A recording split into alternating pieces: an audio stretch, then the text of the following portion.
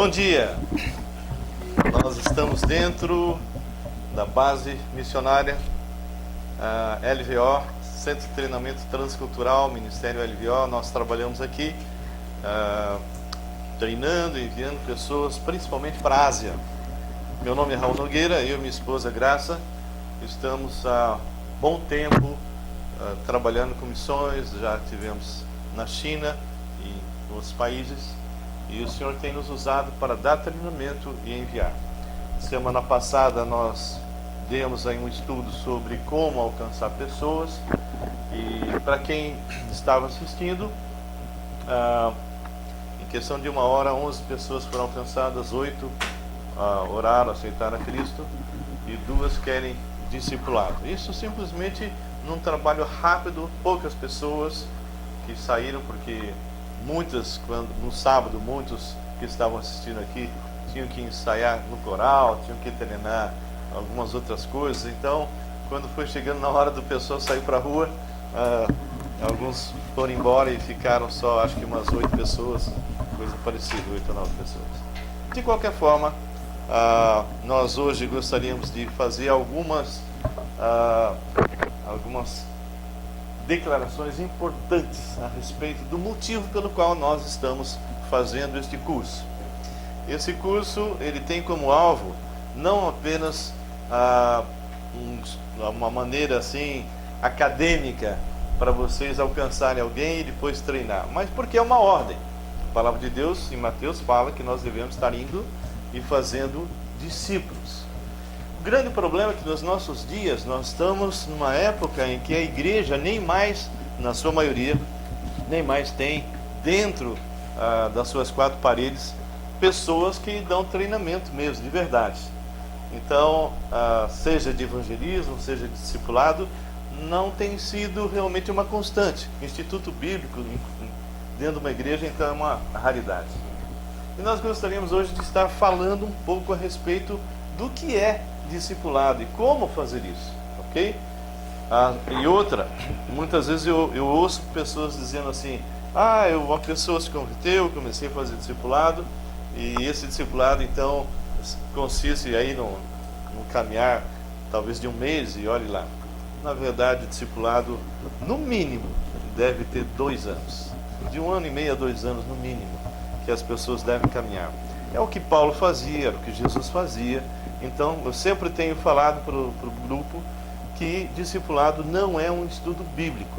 Então, discipulado faz parte de algo, de um comando de Deus, e esse comando, essa ordem, não tem sido executado.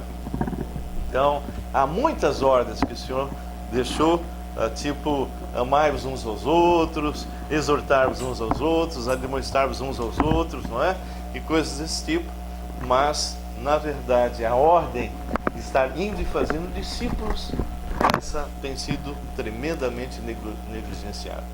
E é lógico, se você não está fazendo discípulos, você não está amando aquele que realmente você diz que ama, né? Somente quem tem um relacionamento com Deus é que pode ter um relacionamento com os irmãos.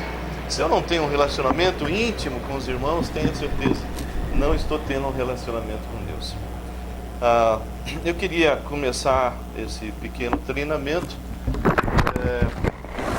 Lógico que nós não vamos conseguir esgotar todos os assuntos, tudo aquilo que realmente deve ser feito dentro de um discipulado, simplesmente nesse dia. Mas pelo menos vocês vão ter uma direção. E eu quero começar falando um pouco a respeito da primeira epístola de Paulo a Timóteo. Tem algumas porções da palavra bastante assim importantes, e eu gostaria de falar com vocês. No capítulo 1 está escrito assim, versículo 1: Paulo, apóstolo de Cristo Jesus, pelo mandato de Deus, nosso Salvador, e de Cristo Jesus, nossa esperança, a Timóteo, verdadeiro filho na fé, graça, misericórdia e paz, da parte de Deus Pai e de Cristo Jesus, nosso Senhor. Senhor Deus e Pai, nós colocamos agora as nossas vidas diante de Ti. Tu sabes das nossas limitações. Sabemos, ó Pai, que o Evangelho, que é o próprio Cristo vivo, é que chega no coração de uma pessoa e transforma.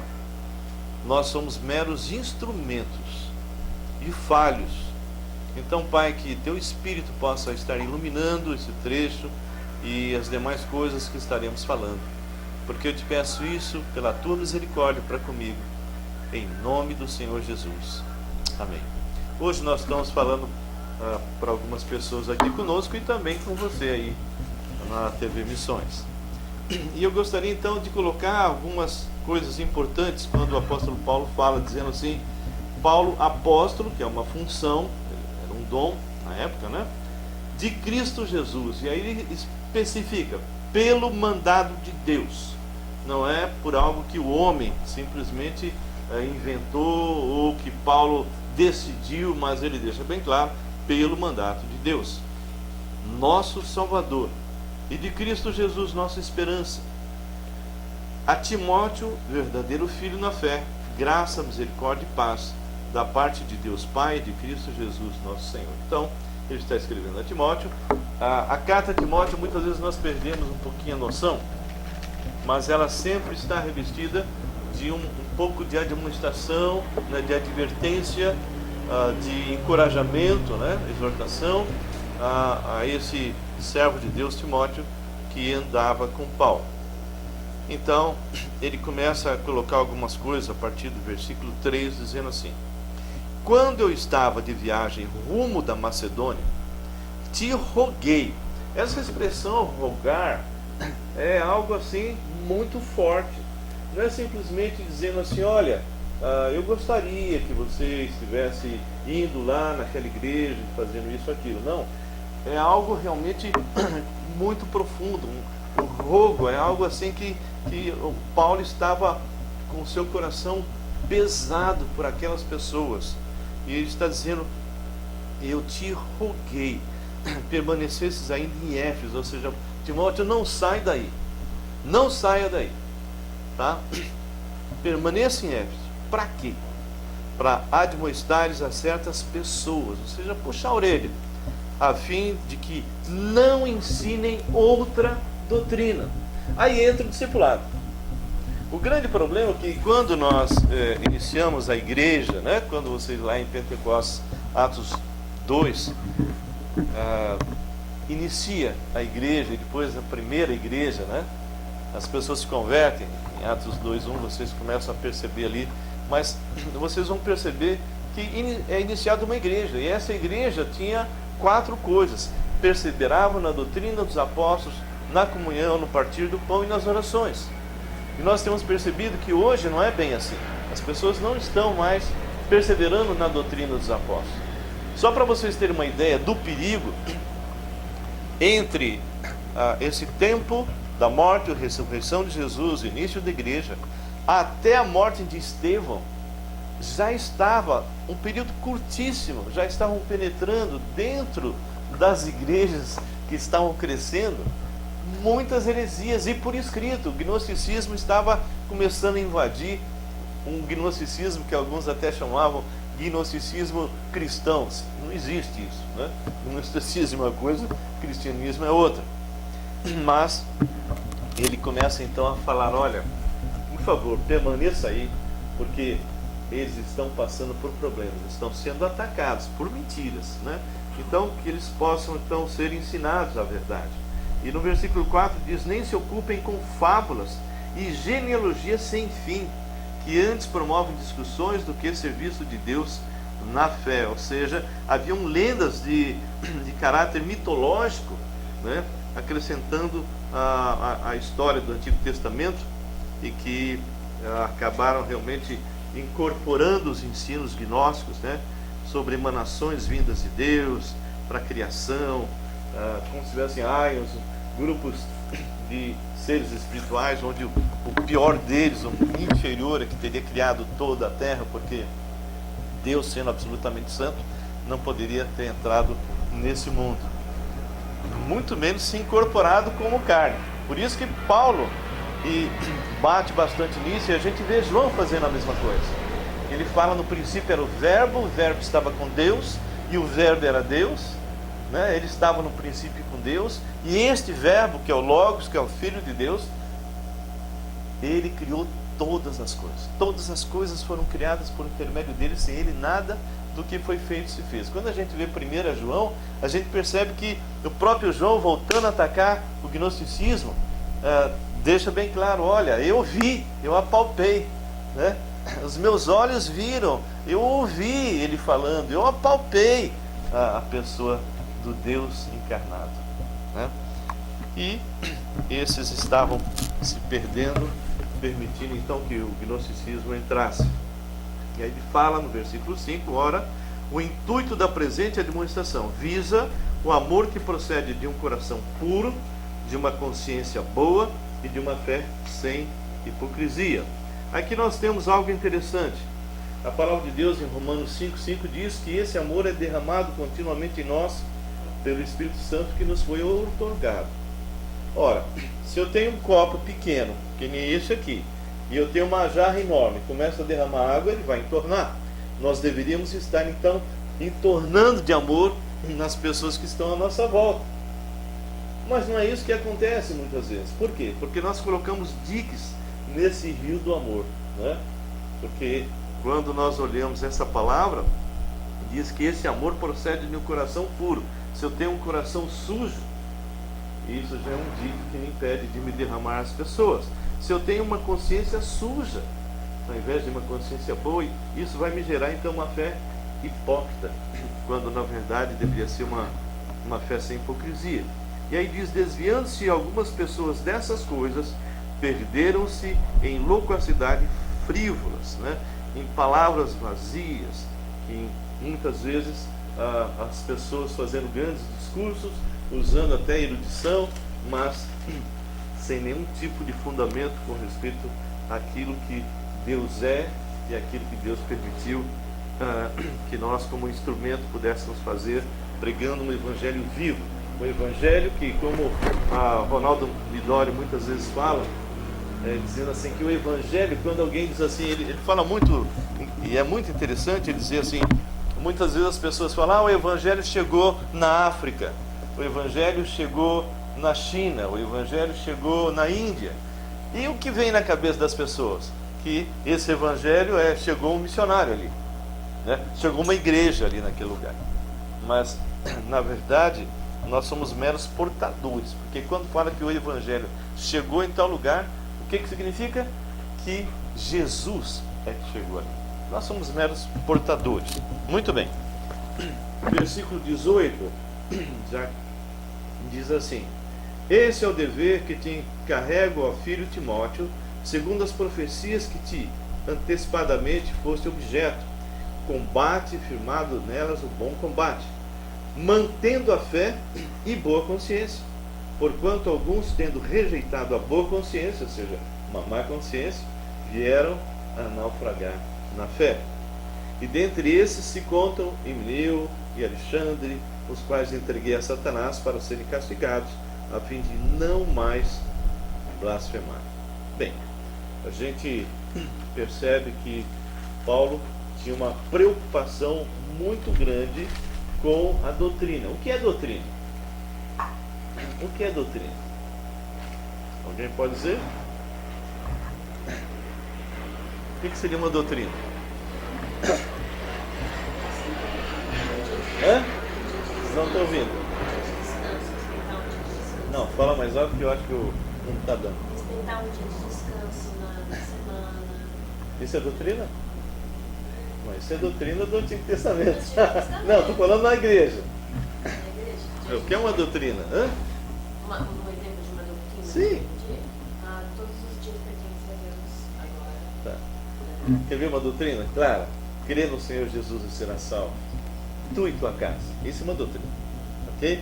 Só que muitas pessoas param nesse ponto, achando que quando aquele carcereiro, né, lá em Atos, se aproxima de Paulo, trêmulo, né, porque os dois estavam presos, Paulo e Silas estavam presos, e ao invés de murmurarem, porque eles estavam numa cidade onde eles estavam pregando, expulsaram demônios de uma moça, né, e ele já tinha levado Lídia a Cristo, e ali estava iniciando uma pequena igreja. Então, quando ele expulsou o demônio, os donos dela, daquela escrava que ganhava dinheiro com isso, acabaram ficando muito chateados e conseguiram convencer as autoridades a prender Paulo e Silas. E eles estavam presos, eles podiam estar murmurando, não podiam? Podiam estar, oh, Senhor, mas eu vim aqui pregar a palavra de Deus e agora estou preso, mas puxa vida, ele podia estar murmurando, mas pelo contrário, eles começaram a louvar a Deus, a adorar a Deus, e nesse instante há um tremor, as portas se abrem, caem as correntes, e aquele carcereiro falou, estou morto, porque um soldado romano que de repente permitisse que um preso fugisse, com certeza seria preso, torturado e morto, não é? Então ele já ia se matar. E o que acaba acontecendo? Paulo diz, não te faças nenhum mal, porque todos nós estamos aqui. E Deus foi muito misericordioso com aquele soldado, porque Paulo e Silas poderiam ter ficado, mas os outros presos poderiam ter ido embora. E se isso acontecesse, ele seria morto do mesmo jeito. Mas todos ficaram ali. E ele entra e faz a pergunta, senhores, que devo fazer para que seja salvo? E aí a gente ouve a resposta clara, crê no Senhor Jesus e será salvo tu e tua casa. Mas veja bem, se essa resposta de Paulo já fosse suficiente, teve uma pessoa até que me questionou a respeito, mas na minha igreja as pessoas falam assim, crê no Senhor Jesus e será salvo. E você está dizendo que isso não basta? Sim, não basta. Por quê? Porque aquele soldado que estava ali, que era estrangeiro, que não tinha nenhum conhecimento a respeito do Evangelho, nem nada do Deus de Israel, ele simplesmente não sabia nada, não sabia o que significa crer. Crer em quem? Crer no quê? Né? Quem é Jesus? Salvo do quê? Então Paulo tinha necessariamente que colocar o quê? Colocar um conteúdo nessas coisas, que é o Evangelho, falando de Jesus. E o versículo seguinte diz, e lhe pregar a palavra e a todos de sua casa. Aí eles se converteram. Então a primeira resposta foi uma resposta muito correta, mas só aquela resposta, sem o conteúdo, não adianta nada. Isso que tem gerado muitos falsos cristãos, que crê no Senhor Jesus. A pessoa nem sabe quem é Jesus, né? Não sabe que Jesus é Deus, que Jesus se fez homem, que Jesus entrou na história, que Jesus foi para a cruz, recebeu nele todos os nossos pecados, morreu a nossa morte, ressuscitou, está falando, vinde a mim, né? Vós que estáis cansados, sobrecarregados, e eu vos aliviarei. Oi? Sim, esse é o Evangelho vivo, né? Bem, mas voltando aqui, nós podemos perceber, por exemplo, lá em 2 Timóteo, capítulo 2, de novo, Paulo bastante preocupado, não apenas com os seus filhos na fé, como é o caso de Timóteo, mas com aquelas pessoas que seria a área-alvo de Timóteo e possivelmente dos outros. Isso que ele vai falar para Timóteo, ele deve ter falado também para outros discípulos. Capítulo 2, versículo 1 diz assim, tu, pois, filho meu, fortifica-te na graça que está em Cristo Jesus. E o que de minha parte ouvistes através de muitas testemunhas, isso mesmo transmite a homens fiéis e também idôneos para instruir as outros. Aliás, esse versículo 2 tem sido um versículo que é muito odiado pelas pessoas que estão ensinando de uma forma diferente nesse tempo pós-moderno. Porque hoje nas escolas as pessoas estão falando o quê? Não, você não pode instruir, você não pode fazer exatamente o que está colocando aqui, você está impedindo que a criança possa desenvolver o seu potencial. Você tem que ajudar ela a pensar, mas isso não é o que a palavra de Deus ensina. E é por isso que nós estamos com uma geração que está tendo realmente alguns problemas até de formar conceitos, ok? Se uma pessoa escreve hoje errado, você não pode dizer, meu querido, você errou aqui, olha, isso aqui não é com S, é com C cedilha, né? Você tem que dizer, chamar talvez a criança e dizer, olha, será que não tem uma outra forma? de você escrever. Você já pensou em escrever de outra forma, ou seja, ajudar ele a pensar, não é? Mas a palavra é muito clara. Nós precisamos realmente transmitir, porque é só dessa maneira que a pessoa vai conhecer mesmo a palavra de Deus. Lógico que essa instrução entra em qualquer outro tipo de matéria. Bem, o que nós queremos enfocar é exatamente isso, que Paulo está dizendo a Timóteo: Timóteo, você conhece pessoas, homens fiéis e idôneos, então transmita para eles o que você recebeu de mim. Essa é a base do discipulado. É caminhar, é andar com o seu discípulo. Não é simplesmente dar um ensino bíblico. É andar como Jesus fazia. Jesus andava com seus discípulos, ele resolvia, respondia perguntas, mas os seus discípulos viam ele caminhando e vendo como ele alcançava pessoas, como ele evangelizava, não é? E depois, como é que ele fazia o discipulado? Ele discipulava as pessoas e enviava essas pessoas. A gente vê ele enviando os 12 para evangelizar e alcançar pessoas, depois vê ele enviando muito mais pessoas, né? Aqueles 70 e tudo mais. Então, o que nós queremos hoje, com esse trabalho de discipulado, é exatamente isso. É que cada um de vocês possa entender que a ordem não é simplesmente fazer convertidos, coisas que muita gente hoje nem está fazendo. O que eu vejo é isso, que as seitas estão fazendo o que nós deveríamos estar fazendo. Você pode pegar todas as seitas, né, que existem, e elas estão enviando discipuladores e discípulos para pregar as suas mentiras. E nós que temos a verdade, não estamos fazendo a mesma coisa. Bem, em consequência disso, nós podemos enxergar hoje uma igreja fraca, uma igreja que precisa ser entretida pelos líderes, para que as pessoas permaneçam. Tem até um filme interessante, é uma ficção, mas de um escritor cristão, numa faculdade, muito tempo atrás, e que de repente ele entra numa máquina do tempo e vem para os dias de hoje. E ele encontra então uma igreja completamente absurda, né? Era uma caricatura daquilo que ele conhecia nas escrituras. Ele ficou abismado. Como?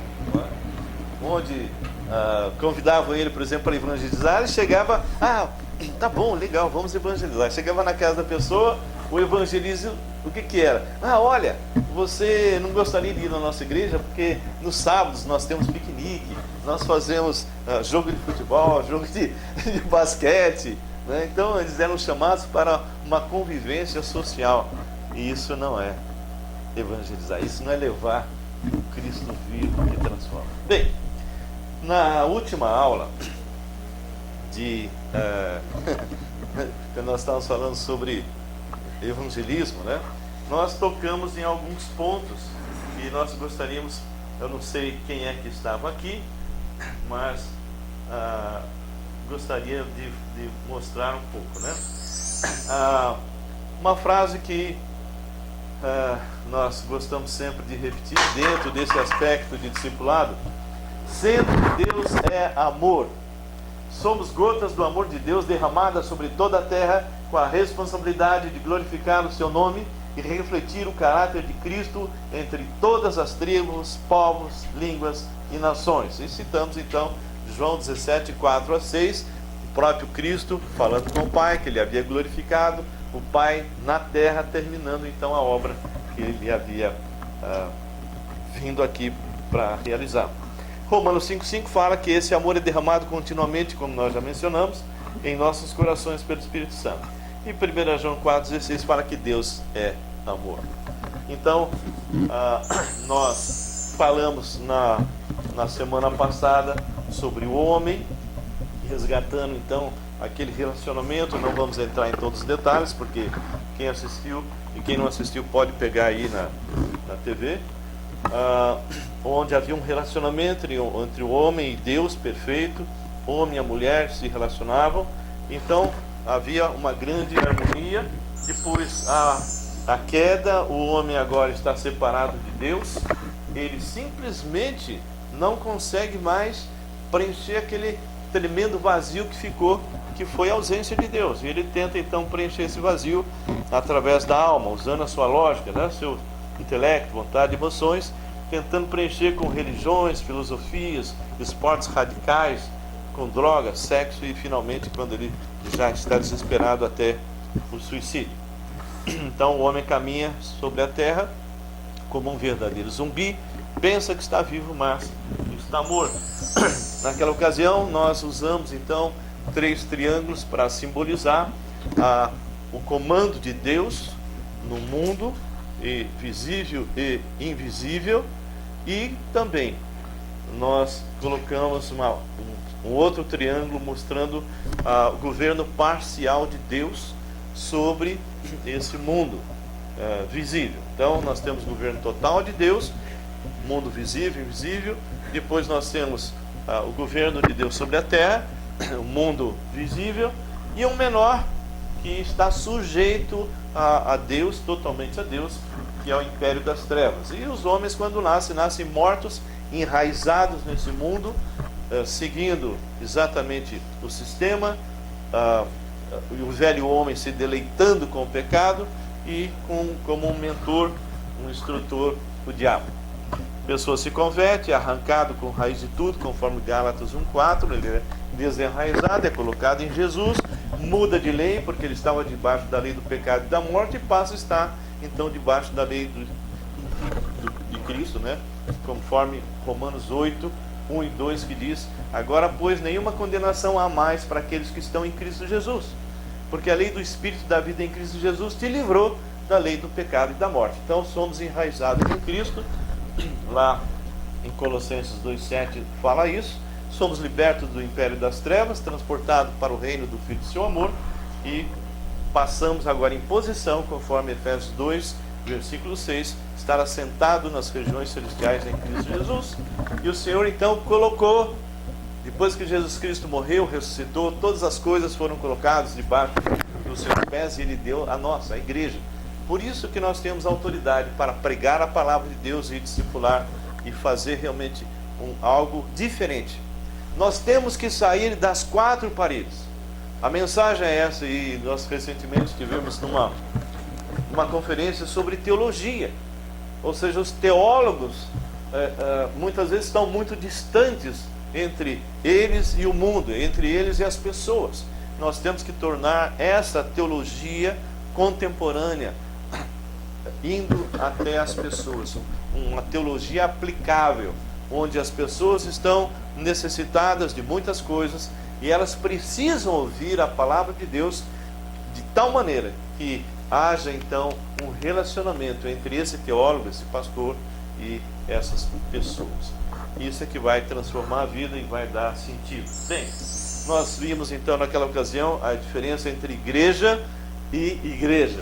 Então, quando se fala de igreja, e eu pergunto o que é a igreja para você, normalmente as pessoas falam: é um lugar que eu vou lá para encontrar Deus.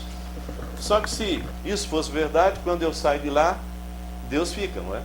Na verdade, Deus, ele está em toda parte. E quando se fala de igreja, se fala de um corpo vivo, composto de todas as pessoas que um dia aceitaram a Jesus Cristo como Senhor e Salvador, nasceram de novo. Isto é a igreja. Então, a igreja se reúne no lugar, ok? A igreja se reúne no lugar. Alguma pergunta? Ok? Como a igreja que Alta. como a igreja que eu pertencia antes. A igreja que você pertencia. Eu ia lá, Você ia lá? no sacrário, Aham. se colocar aquela hóstia, né? Ali, Deus habitava ali. Mas a Bíblia fala É. que Deus não habita. A Bíblia diz que Deus não habita em lugar feito por mãos humanas, né? Muito bem. O único lugar, vamos assim, o único templo que eu entendo que era correto era o templo que foi instituído pelo próprio Deus, seja o tabernáculo ou depois lá em Salomão, onde havia o Santo dos Santos, e o Senhor se manifestava ali. Então hoje eu não creio em templos, ok? Nós não somos templários, porque nós somos o templo do Espírito Santo. A igreja é o organismo vivo, cuja cabeça é Cristo. Nós somos o templo. Então nós vamos a uma igreja local, um lugar físico, então a igreja que vai lá e se reúne para compartilhar, ter experiências, ouvir a palavra de Deus, ser ministrado, ser confrontado, ser encorajado, ok? E depois sair no mundo para realmente fazer a diferença. Ok.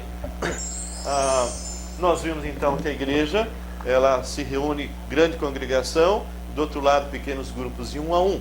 E o que nos vai interessar hoje é esse aspecto, ou seja, dos pequenos grupos e também principalmente do 1 a 1. Nós vimos que a igreja era composta de 4 pontos. Quais são os 4 pontos que estão aí? Alguém pode dizer bem alto? Doutrina dos apóstolos. O que mais? Comunhão. Partir do pão e oração. Aí eu pergunto, isso, Eduardo, está acontecendo nos nossos dias? Com facilidade? Todo mundo está fazendo isso? Todas as igrejas? Hã? É claro que não. Hoje são, vamos dizer, raras as igrejas que estão perseverando na doutrina. Tem igrejas cheias de gente mortas, que não conhece nada e nunca nasceram de novo, não sabe nem quem é Jesus, vão lá por outros motivos. Venha para a minha igreja, venha atrás de bênção, né? Oi? Uma das coisas mais que eu noto é o seguinte: quando você pergunta para um desses, você sabe para onde você vai? Vou para o céu. Mas como é que é o céu? Não sabe nem para onde vai. Nem por quê. Por exemplo, eu já fiz essa pergunta, né? Para vários que estão dentro desse tipo de igreja. Eu pergunto assim, imagina se eu nunca tivesse ouvido falar de Jesus, nunca ouvi falar de Jesus.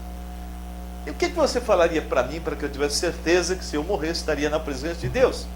Quando você faz essa pergunta, você dá um nó na cabeça da pessoa. O sujeito pode ter 10 anos em algumas igrejas que eu conheço. O sujeito vai dizer, não, eu tenho que frequentar a igreja, eu tenho que dar dízimo, eu tenho que fazer boas obras, eu tenho que ajudar as pessoas, eu tenho que ir em todos os cultos. Irmãos, uma vez eu estava até ministrando há pouco tempo, e foi muito interessante. Eu fui visitar fui numa pessoa que trabalha, né, que mexe fazendo aliança, etc. Ele é judeu, amigo da gente, já convertido, né? Mas todas as vezes que eu chego ali, ele pede para que eu ore, né? E ele tem um quartinho lá, 2x2, que só entrando eu, minha esposa e ele já é terrível, porque não tem ar, não tem nada ali, né? E eu estava ali e ele falou assim, eu quero apresentar a você um casal. Eu falei, tudo bem. E aí ele me apresentou um casal, e eu conversando com ele, o casal frequentava uma igreja, não vou dizer, mas é uma igreja histórica até, já há um bom tempo, né? E acho que era 2 anos ou 3, não me recordo bem. E aí eu desconfiei, pelo pequeno contato que eu tive com ele, eu desconfiei que tinha alguma coisa estranha ali, né? E aí de repente o nosso irmãozinho nos leva para essa salinha, e agora não são mais 3 dentro daquela sala que já era calorenta e apertada, né? Aí somos em 5. E ele queria já que eu orasse pelo casal. E eu falei, não, espera um pouquinho só. Aí eu fiz essa pergunta. Fiz exatamente essa pergunta. Quando eu fiz a pergunta, o que você falaria para que eu tivesse certeza que se eu morresse eu estaria na presença de Deus? Ele responde, você tem que ser uma pessoa boa, você tem que frequentar a igreja. Foi falando uma série de coisas que não tinha nada a ver, né? Que seria no mínimo, ou no máximo, vamos dizer assim, a consequência da salvação. Aí eu falei, eu queria te dar uma notícia, querido. Ele falou, qual é? Você está morto. Ele regalou os olhos, o nosso irmãozinho judeu ficou, né, apavorado ali, né? Eu falei, filho, você está morto. Você não sabe nem quem é Jesus. Você não sabe nem como uma pessoa realmente pode ter certeza que é filho de Deus, não é? E aí foi quando eu preguei o evangelho e ele orou aceitando Jesus. E aí nós falamos, essas coisas eu escrevi para que saibais que tendes a vida eterna. A quem? A vós outros que credes no Filho de Deus. Mas se eu não sei nem quem é o Filho de Deus, tem pessoas que eu pergunto, quem criou o universo? A resposta normal é Deus. Sim, foi Deus. Mas qual das 3 pessoas? Como qual das 3 pessoas? Foi Deus. Eu sei que foi Deus. Mas Deus é Pai, Deus é Filho, Deus é Espírito Santo. Qual os 3? Então foi o Pai. Eu estava uma vez na Argentina, dentro de uma igreja chinesa. Quando eu fiz essa pergunta, levantou um presbítero e falou, claro que foi o Pai. E eu disse, claro que não foi. E ele falou, como não foi? Então foi o Espírito Santo? Eu falei, não. Ele falou, como assim? Não foi o Espírito Santo, nem o Pai? Então quem foi? Eu falei, quem resta? Jesus? Eu falei, exatamente. Mas não é possível, não foi isso que eu aprendi a vida inteira. Eu falei, então nunca leram a Bíblia. Então aproveite que você está de pé e leia lá 1 João capítulo 1, versículo 1, 2 e 3, versículo 10 e 14. Né? E aí começamos, no princípio era o verbo estava com Deus, o verbo é Jesus, né? E todas as coisas foram feitas por intermédio dele, né? A vida estava nele, a vida era a luz dos homens. No versículo 10 diz que o verbo estava no mundo, e o mundo foi feito por intermédio dele, mas o mundo não o conheceu. Veio para o que era seu, e os seus não o receberam. Mas a todos quantos o receberam, deu-lhes o poder de serem feitos filhos de Deus, a saber, aos que creem no seu nome. Se a gente pega Colossenses 13, 14, capítulo 1, versículo 13 e 14, deixa bem claro que ele nos libertou, Deus o Pai nos libertou do império das trevas e nos transportou para o reino do Filho do seu amor. E quando a gente continua, mostra bem claro que Jesus, e só Jesus, realmente criou todas as coisas pela palavra do seu poder. Não sou eu que estou falando, a Bíblia está deixando isso bem claro. Diz assim, a partir do versículo 15, referindo-se a Jesus: Ele é a imagem do Deus invisível, o primogênito de toda a criação, pois nele foram criadas todas as coisas, no céu e sobre a terra, as visíveis e as invisíveis, sejam tronos, sejam soberanias, quer principados, quer potestades. Tudo foi criado por meio dele e para ele. Ou seja, vocês que estão aqui, vocês todos, e quem está nos vendo, todos vocês foram criados pela segunda pessoa da Trindade. Foi criado por ele e para ele. Ele é antes de todas as coisas, nele tudo subsiste. Se você está me ouvindo, é porque ele está te sustentando, né? Se você está vivo, é porque ele está te sustentando pela palavra do poder dele. Ele é a cabeça do corpo da igreja, ele é o princípio e o primogênito de entre os mortos, para em todas as coisas ter a primazia, porque aprove a Deus que nele residisse toda a plenitude, e que, havendo feito a paz pelo sangue da sua cruz, por meio dele reconciliasse consigo mesmo todas as coisas, quer sobre a terra, quer nos céus. Muito bem. Hebreus capítulo 1, versículo 1, 2 e 3 é uma passagem também muito forte, e a gente percebe que são poucas as pessoas que examinam as Escrituras. Isso é doutrina, que é o que eu havia perguntado. Isso é doutrina. Quem criou o universo? Quem criou o universo? Deus. Mas através de quem? Da segunda pessoa. É lógico que quando ele está criando, Deus triuno está, Pai, Filho e Espírito Santo estão agindo ali. Hebreus 1, versículo 1: Havendo Deus outrora falado muitas vezes, de muitas maneiras, aos pais pelos profetas, nestes últimos dias nos falou pelo Filho, a quem constituiu herdeiro de todas as coisas, e atenta, e pelo qual também fez o universo.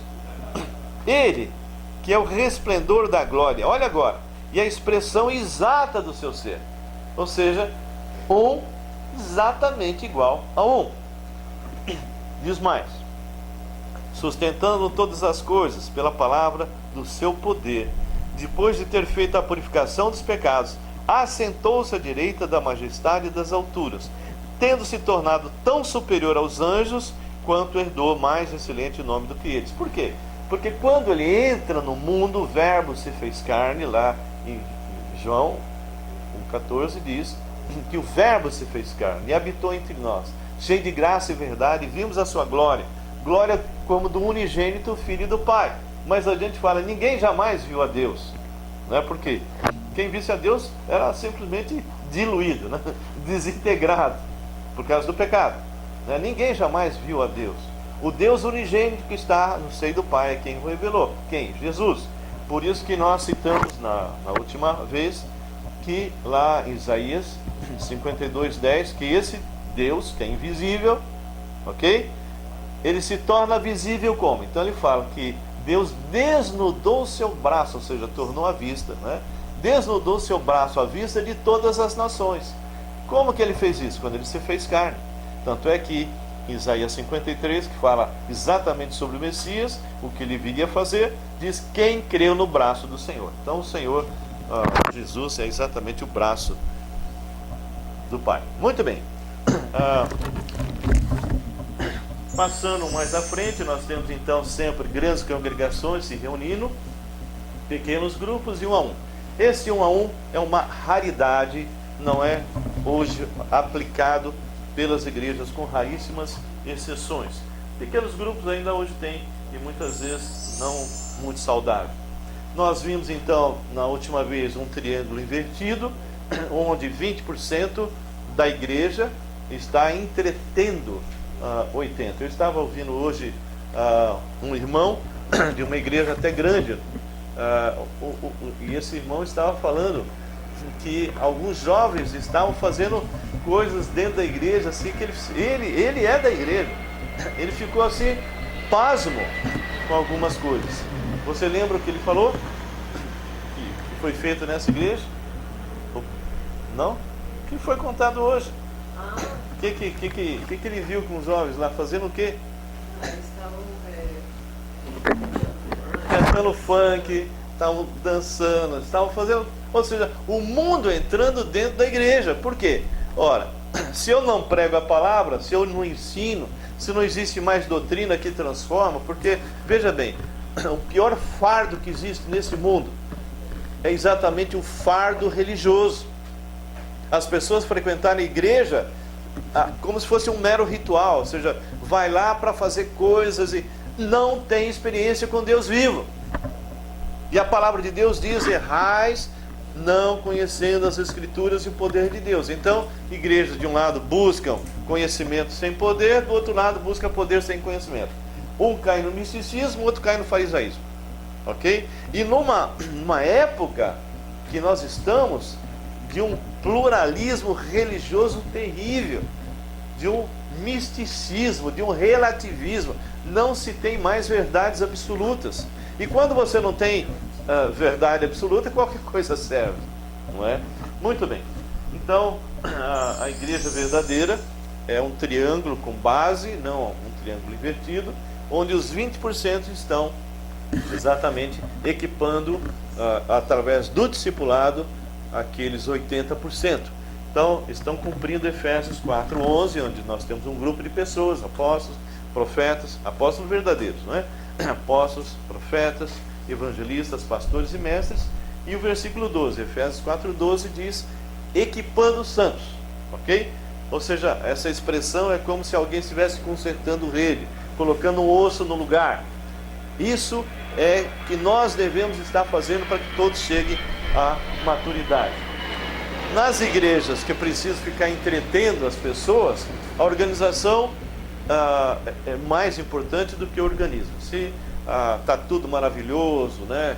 Luz maravilhosas, conforto nos bancos, está tudo bem, um coral tranquilo e tal, ótimo. Não importa se estão em pecado, não importa se há fofoca, não importa se estão idolatrando pastores, se estão idolatrando cantores, não importa se não fala de pecado, não se confronta com o pecado. Hoje o pecado...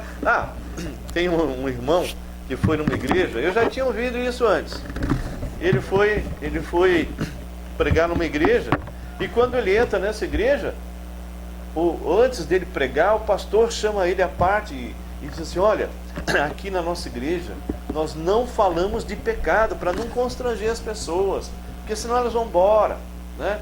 E recém-convertidos, a gente fala de algumas dificuldades, de alguns probleminhas. Ou seja, como que a igreja pode sobreviver, uma igreja real, verdadeira, se nós estamos falando que pecado, que é pecado, é apenas um probleminha, uma dificuldade. Então nós temos que dar nome aos bois. Mas eles não gostam de ser confrontados. Se não gosta de ser confrontado, então não é crente. Porque aquele que é cristão de verdade, quando é confrontado por essa palavra, ele é constrangido pelo Espírito e ele é transformado, ele se arrepende de verdade. Então nós estamos percebendo que as igrejas hoje estão falando o que as pessoas querem ouvir. Numa igreja verdadeira, o organismo, as pessoas são muito mais importantes que a organização. Bem, esses 4 círculos são os círculos que nos interessam hoje com respeito ao discipulado. O primeiro ciclo é exatamente quando nós estamos alcançando novas pessoas. O segundo ciclo seria para a edificação básica daqueles que eu chamo de filhinhos, os recém-convertidos. E depois o terceiro ciclo, pessoas que nós chamamos de jovem, que estão sendo treinados para reproduzir. E o último nós chamamos de pai. Esses estão mobilizados para realmente trabalhar no ministério. Cada um desses passos tem um tempo. Então, quando a pessoa se converte, primeiro passo, primeira coisa que acontece, ele começa a ser edificado por um discipulador.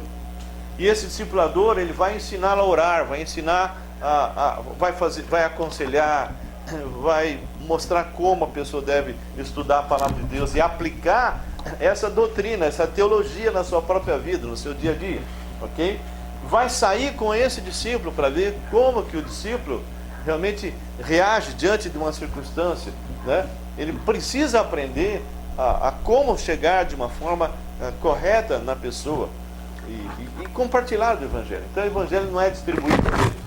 O Evangelho, evangelizar, é falar de Jesus para aquela pessoa que está do seu lado, seja onde for. Em alguns casos você vai ter oportunidade de gastar mais tempo, voltar várias vezes.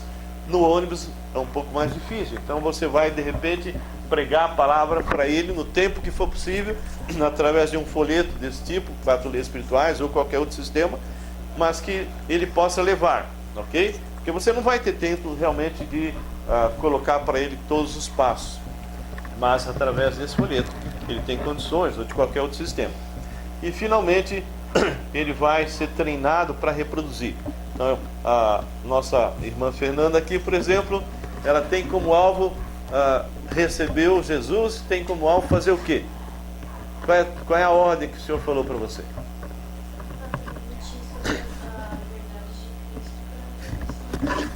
Falar a verdade de Cristo para outras pessoas. Isso significa evangelizar. E depois que ela aceitou Jesus, o que você faz com ela? Leva para a igreja só? O que você faz com ela? Processo de discipulado. Esse processo de discipulado está tremendamente falho nos nossos dias. As pessoas nem sabem o que fazer. E é isso que nós vamos tentar colocar para vocês, tá bom? Nós vamos fazer um pequeno intervalo e vamos dar prosseguimento, ok? Que Deus abençoe. E aí tem um tempinho para vocês descansarem.